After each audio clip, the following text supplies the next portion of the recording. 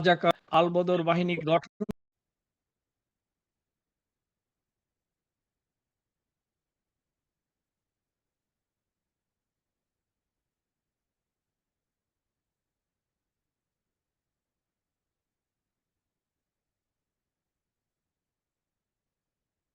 সুপ্রিয় দর্শক, আমাদের নিয়মিত আয়োজন দায় মুক্তি শীর্ষক লাইভ প্রোগ্রামের আজ ৪৭তম পর্ব। আপনাদের সবাইকে স্বাগত। এখন আমাদের সঙ্গে ভার্চুয়ালি যুক্ত আছেন বাংলাদেশ সৃষ্টির আন্দোলন ও যুদ্ধে নেতৃত্ব দানকারী দল বাংলাদেশ আওয়ামী লীগের সংগ্রামী সভাপতি মাননীয় প্রধানমন্ত্রী বঙ্গবন্ধু কন্যা জননেত্রী শেখ হাসিনা। শ্রদ্ধেয় নেত্রী, আপনাকে স্বাগত। শহীদ পরিবারের সদস্য ও নির্যাতনের শিকার যারা যুক্ত হয়েছেন, আপনাদেরকেও স্বাগত। প্রথমে আমি গভীর শ্রদ্ধার সঙ্গে স্মরণ করছি সর্বকালের সর্বশ্রেষ্ঠ বাঙালি জাতির পিতা বঙ্গবন্ধু শেখ মুজিবুর রহমানকে। সশ্রদ্ধ চিত্তে স্মরণ করছি মহিষী বঙ্গমাতা শেখ ফজিলাতুন্নেসা মুজিব, জাতীয় চার নেতা সহ সকল বীর শহীদদের এবং সম্ভ্রম হারা মা বোনদের। প্রিয় দর্শক, দেশ কোন দিকে যাচ্ছে তার একটি পূর্বাভাস পাওয়া গেল ডাকসুর নির্বাচন থেকে। ১৯৭১ সালে যারা মুক্তিযুদ্ধের বিরোধিতা করেছিল, রাজাকার আলবদর বাহিনী গঠন করে যারা বুদ্ধিজীবী হত্যা করেছে, মা বোনদের নির্যাতন করেছে, সেই জামায়াতে ইসলামীর ছাত্র সংগঠন ইসলামী ছাত্র শিবির ডাকসুর ২৮টি আসনের মধ্যে ২৩টি আসন পেয়েছে, একটি আসনও পায়নি ছাত্রদল। এ থেকে কি স্পষ্ট হয় না আগামী জাতীয় নির্বাচনের ফলাফল কি হবে? ছাত্রদল ভোট কারচুপির অভিযোগ করছে। যদি জাতীয় নির্বাচন হয়, নির্বাচনে ভোট ডাকাতি হবে। সেজন্য তো ইউনূস সাহেব তৈরি হয়েই আছেন।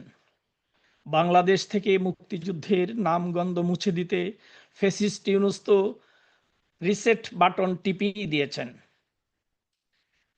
আর এক মুহূর্ত দেরি নয়, মুক্তিযুদ্ধের পক্ষের শক্তিকে সর্বশক্তি নিয়ে মাঠে নামতে হবে।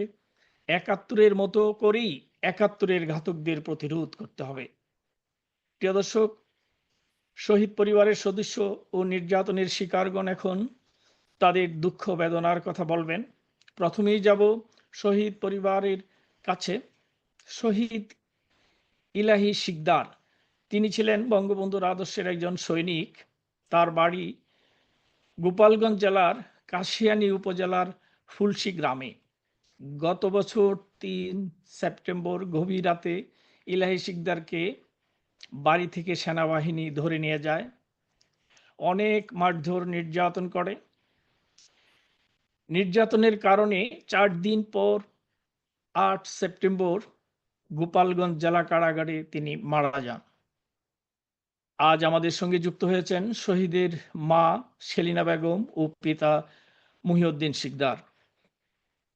হতদরিদ্র শহীদ এলাহি শিকদারের মা বাবা এখন তাদের পুত্রের নৃশংস হত্যাকাণ্ড সম্পর্কে বলবেন। প্রথমেই মা সেলিনা বেগম, একটু কথা বলুন। আসসালামু আলাইকুম। আসসালামু আলাইকুম ভাইয়া।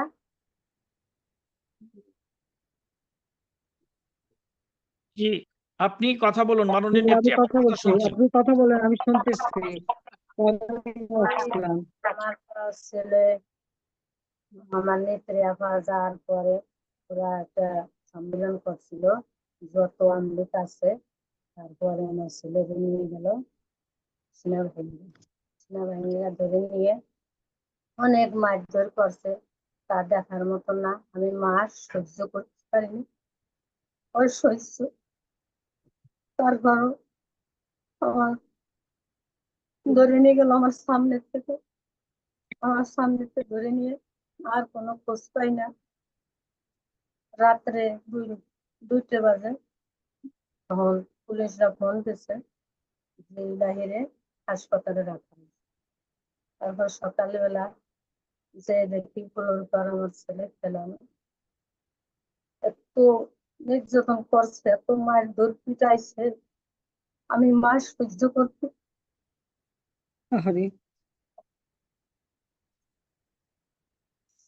পারি না। কিছুক্ষণ পর পুলিশকে বলে সেনাবাহিনী যে ওকে নিয়ে যাও কোর্টে। কোর্টে পুলিশরা বলে কি এ আসামি কোমর উঠাইতে পারে না, কিভাবে আমরা নেব? একটা চিকিৎসা দিন, কোনো চিকিৎসা দিল না। আমার বাবারে নিয়ে গেল। পুলিশরা বলল কি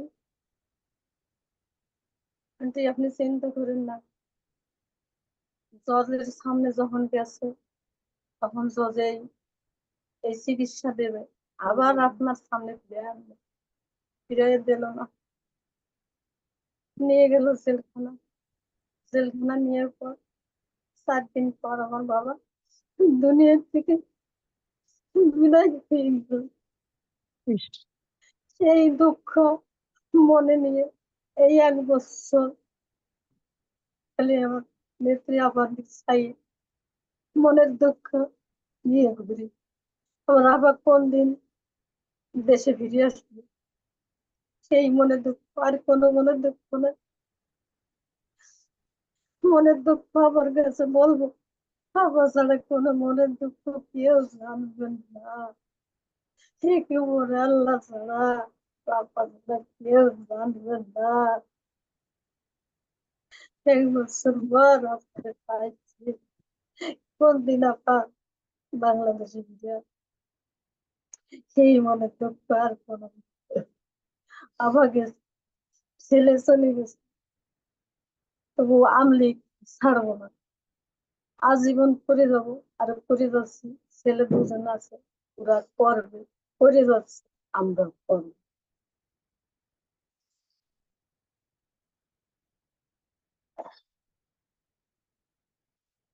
চাই যে আমার আপা দেশে ফিরে আসে। কয় দেশে তারিখে ফিরে মারছিল? মারছিল কয় 3 তারিখে? 3 তারিখে ধরে নিছে হুম? আমার আমার সামনে থেকে 3 তারিখে ধরে নিছে, কোনো খোঁজ পাইনি। রাত্রে খোঁজ পাইছি 4 দিন পর। নজরুল তারিখটা একটু বলো তো। হ্যাঁ, তারিখটা হলো গত বছর 3রা সেপ্টেম্বর গভীর রাতে বাড়ি থেকে নিয়ে গেছে গোপালগঞ্জ থেকে। তারপরে 8 তারিখ জেলখানায় গোপালগঞ্জ জেলা কারাগারে তিনি মারা যান। প্রচন্ড মারধরের কারণে, নির্যাতনের কারণেই মারা গেছে। অনেক 3রা পিটাইছে, পিটাইছে, অসহ্য, সহ্য হয় না। ফ্লোরের পর শোয়াই রাখছে, আমি যাই দেখি ফ্লোরের পর শোয়া। অনেক মারধর, সহ্য করতে পারতেছে না, খালি বলতেছে যে আমার বাঁচাও, ছটফট করতেছে আমার বাঁচাও। তারপরও যে মহিউদ্দিন শিকদার, আপনি কিছু বলেন। উনি তো ওই এমনি তো অসুস্থ, আর কিছুই ছেলের কিছুই বলতে পারে না। আইসে বসতে আপনাদের সামনে। তিন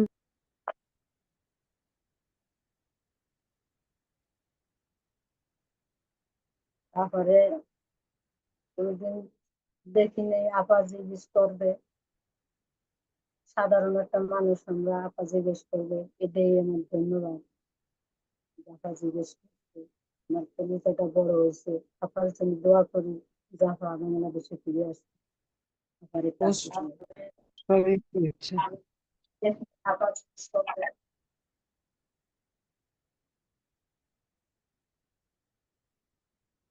একটা বাচ্চা সে রেখে গেছে, 2 বছরের একটা বাচ্চা সে রেখে গেছে। এভাবে করে কতজন যে মারলো তার হিসেব নাই। জেলখানায় এটা তো এক ধরনের হত্যা করা তো। একটু মারছে দেখার মতো না। আমি সহ্য করতে পারি, তারে কোনো জায়গা বাকি রাখিনি, মারছে, এত মারছে। কি এমন অপরাধ করছে যে সংবিধানে গেছে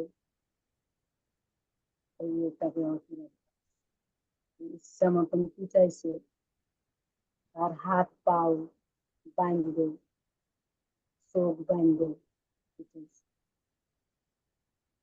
জানি না কি পুলিশ করে সান্ত্বনা দেবো। কাছে দুজন পুলিশ এসেছে, বাবা পুলিশ রে বাবা, তো আমি তো হারাইছি, আর এইভাবে নির্যাতন করে মারছে। তো নির্যাতন করছে, আমি তো চোখ দিয়ে দেখা, আপনারা তো দেখেননি, আমার তো চোখ দিয়ে দেখা যে এত চিকিৎসাও তো সে করতে দেয় নাই। ক্লোরোফার ফেলাই দিয়ে দিছে, হুম।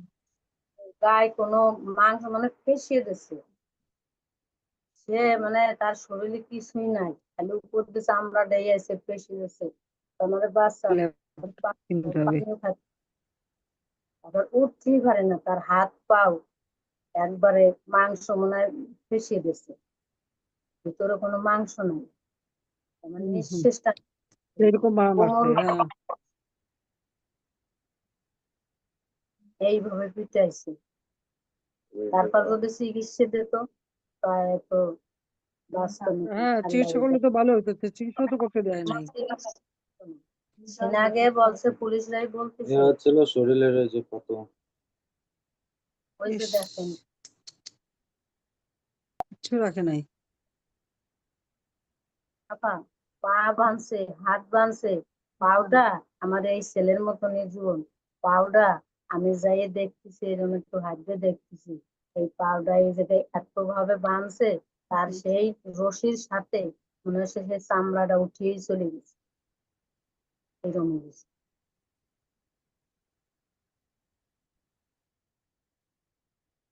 এত আপনারা নির্যাতন। কিভাবে সান্ত্বনা দেবো? ধৈর্য ধরেন, আল্লাহ দিন দেবে। এই একদিন তদন্ত করব, খুঁজে বাইর করবো এবং শাস্তি দেবো, সে যেই হোক। এটুকু বলতে পারি, ইনশাল্লাহ আল্লাহ নিশ্চয়ই দিন দেবে। আমার আল্লাহর কাছে বিচার, বিশ্বাস আছে আমার। নইলে বিচার দুইটা পুলিশ ওর কাছে, সেই পুলিশটা বলে, আন্টি আপনি খালি আল্লাহর কাছে বিচার পান, আর বিচারের কেউ নাই, আমাকে বিচার তো সেই নাই, আর আমাকে বিচারের কেউ নাই, আল্লাহর কাছে আপনি খালি বিচার দিন। আমি এই 1 বছর আল্লাহর কাছে খালি বিচার চাই, আমার বিচারের মালিক নাই, আমি হবে, আল্লাহর কাছে, বিচার হবে। আপনি চিন্তা করেন না, বিচার হবে। আমি খালি আল্লাহর কাছে বিচার পাই, আল্লাহ উনি বিচার, আল্লাহ আমার ছেলে একটু অল্প পেয়ে গেছে, বাজার একটু কামাইতে আসছে, একটু ঠিকাটা পুরিতে আসছে, আমাকে বাঁচাইছে, আল্লাহ তার একটা বাচ্চা দিয়েছে, বাচ্চাটা দেখি আমার ইতে, আমার ইতে কিটা চাবে আমার বাবা, আমার বাবার ইতে ঠিক আছে, আমার বাবার ইতে,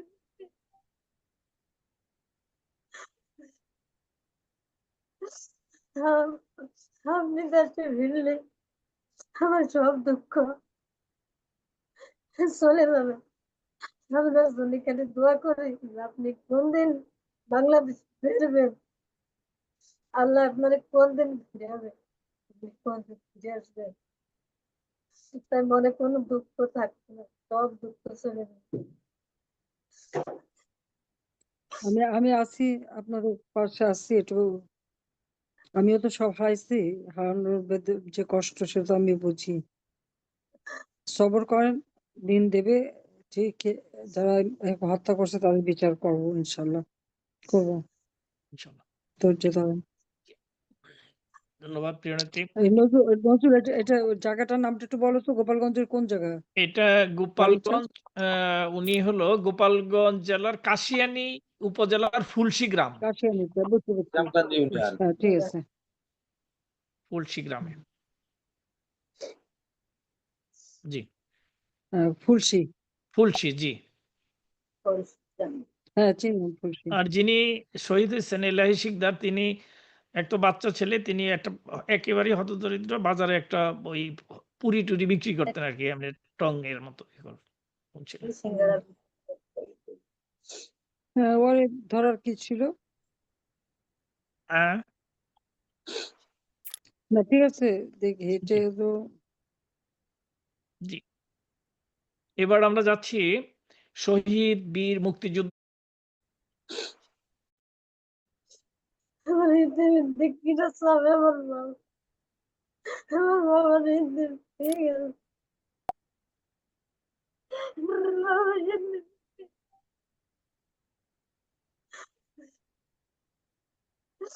আপনি কাছে ফিরলে আমার সব দুঃখ